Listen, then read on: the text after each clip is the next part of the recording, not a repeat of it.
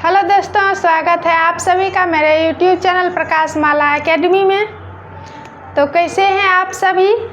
आशा करते हैं कि आप सभी अच्छे हैं और अपने अपने एग्ज़ाम की तैयारी अच्छे ढंग से कर रहे हैं। तो चलिए, आज जैसे हम इससे पहले वाला क्लास में हम लोग जो है अलंकार कर रहे थे और अलंकार में भी अर्थालंकार कर रहे थे, जिसमें हम लोग उपमा अलंकार तक पढ़े थे और उसका जो है भेद छूट गया था। तो आज हम लोग शुरुआत करते हैं उपमा अलंकार के प्रकार या भेद से। तो चलिए शुरुआत करते हैं, क्योंकि उपमा अलंकार बहुत ही इम्पोर्टेंट है। तो देखिए, यहाँ उपमा अलंकार के दो भेद होते हैं। कितने भेद होते हैं? दो भेद। कौन कौन सा? एक होता है पूर्णोपमा और एक होता है लुप्तोपमा। क्या होता है? एक पूर्णोपमा होता है और दूसरा लुप्तोपमा। पूर्णोपमा किसे कहते हैं? जिसमें उपमा के चारों अंग मौजूद हो। क्या हो? जिसमें उपमा के चारों अंग मौजूद हो, उसे हम उपमा अलंकार का पूर्णोपमा कहते हैं। क्या कहते हैं? पूर्णोपमा। जैसे में देखिए, मुख चंद्र सा सुंदर है। क्या है? मुख चंद्र सा सुंदर है।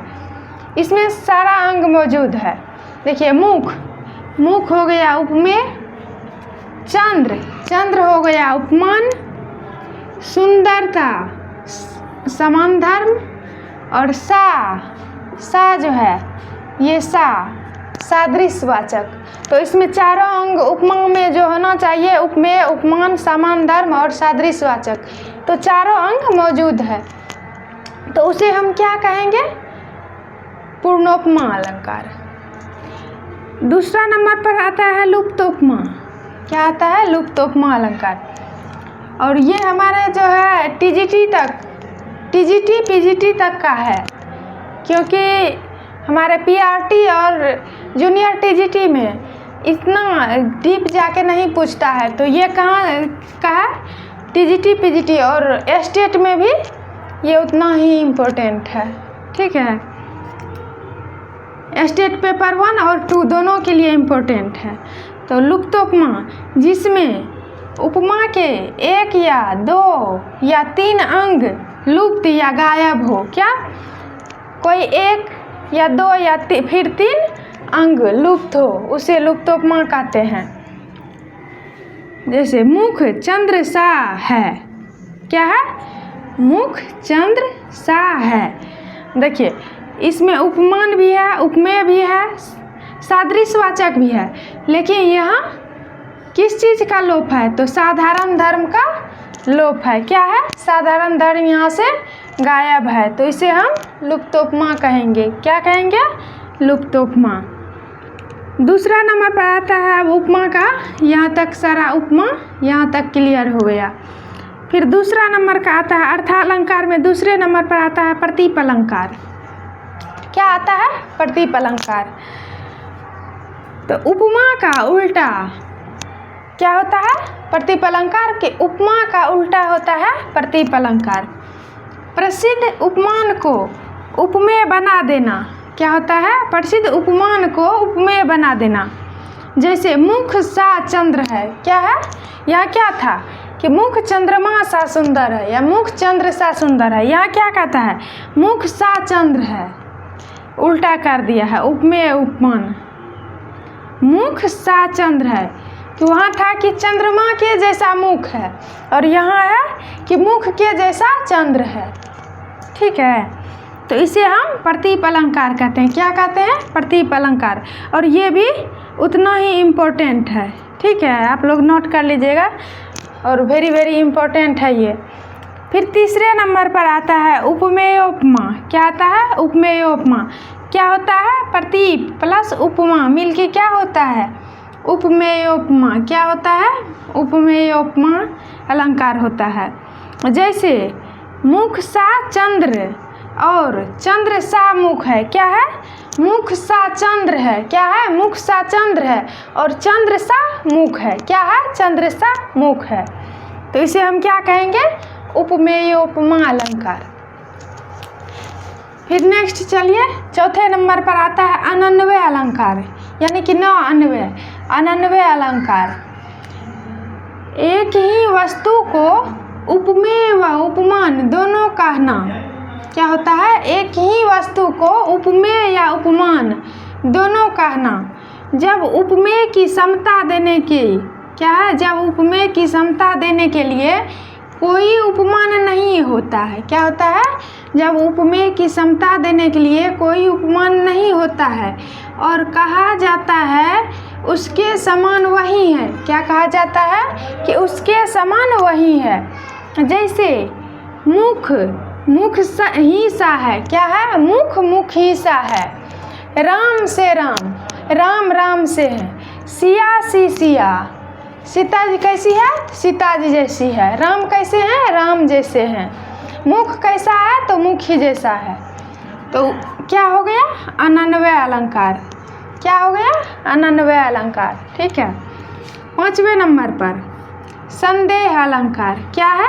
संदेह अलंकार, उपमेय में उपमान का संदेह होना। क्या है? उपमेय में उपमान का संदेह होना कि यह मुख है या चंद्र, मतलब संदेह है। यहाँ पूरी तरह से यहाँ जो है कंफर्म नहीं है। क्या है? ये है कि वो है, कंफर्म नहीं है। तो क्या है? यहाँ संदेह अलंकार, किसी वस्तु में संदेह है कि ये है कि नहीं है। रस्सी है तो रस्सी है कि सांप है, ऐसा ही संदेह है। रस्सी है या सांप है। ठीक है। वैसे ही मुख है या चंद्र है। चंद्रमा को देख के या किसी के मुख को देख के लगता है, सोचता है कि मुख है या चंद्र है, तो उसे ही हम संदेह अलंकार कहते हैं। 6ठे नंबर पर है उत्प्रेक्षा अलंकार। और आप सभी जानते हैं कि उत्प्रेक्षा अलंकार कितना इम्पोर्टेंट है हमारे एग्जाम के लिए।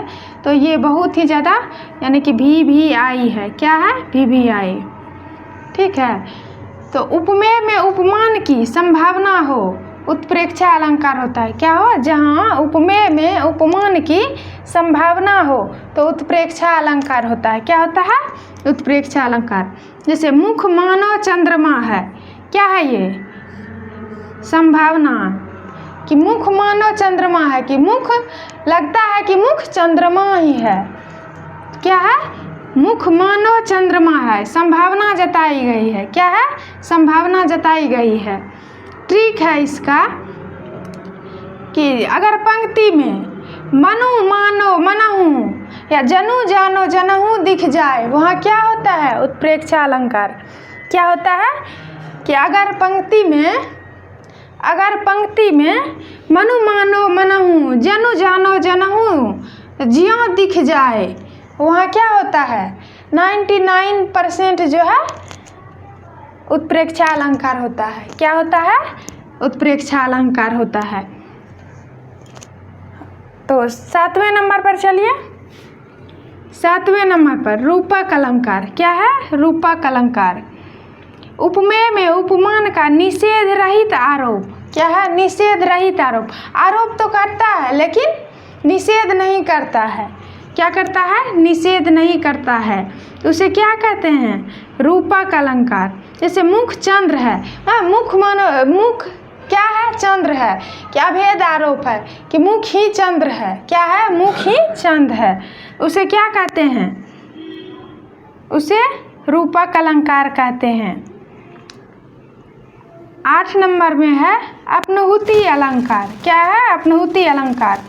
और हम सारे इम्पोर्टेंट ही कर रहे हैं, पहले सारा इम्पोर्टेंट कर लेंगे क्योंकि अर्थालंकार बहुत सारा है तो उतना तो नहीं कर पाएंगे, लेकिन इम्पोर्टेंट जो है एग्जाम की दृष्टि से उसे हम कर रहे हैं। तो अपनुहुति अलंकार में होता है उपमेय में उपमान का निषेध सहित आरोप है। क्या है? निषेध सहित आरोप है कि यह मुख नहीं, किसी के मुख को देख के कहता है कि यह मुख नहीं है, चंद्र है। क्या है? चंद्रमा है। कि अब अपने बच्चा को देख के कोई किसी पिता कह रहा है कि यह मुख नहीं है, चंद्रमा ही है। क्या है? यह मुख नहीं है, चंद्रमा ही है। वहाँ क्या होता है? अपनुहुति अलंकार होता है। तो आज के लिए बस इतना ही, यहीं तक रहने देते हैं और मिलते हैं कल नेक्स्ट वीडियो में।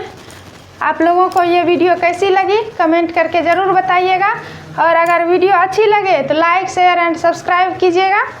आज के लिए बस इतना ही, धन्यवाद। मिलते हैं कल नेक्स्ट वीडियो में।